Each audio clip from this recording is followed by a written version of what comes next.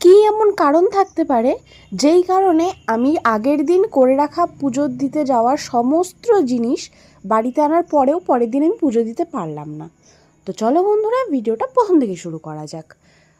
সকালবেলা উঠে ঘরটর ঝাড় দিয়ে নিজে ফ্রেশ হয়ে জল খেয়ে চলে গেছিলাম এটাকে পড়ানোর জন্য।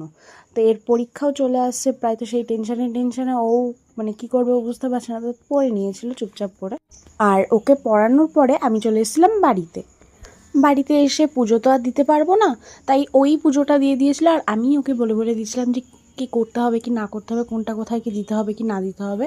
তো সব কিছু বলে দিচ্ছিলাম আর ও করছিল। আর মনটাও খারাপ লাগছিলো যে এতটা আশা করেছিলাম বাড়িতে পুজোটা দেবো, কিন্তু দিতে পারলাম না। কিন্তু এই যে কিছু করার তো নেই না, সেই মনের দুঃখে দুপুরবেলা খাবারটা কমপ্লিট করে ঘুমিয়ে পড়েছিলাম। আর সন্ধ্যাবেলায় উঠে বিরাট ক্রেভিং হচ্ছিলো চকলেট খাওয়ার, তো ও এনে দিয়েছিল।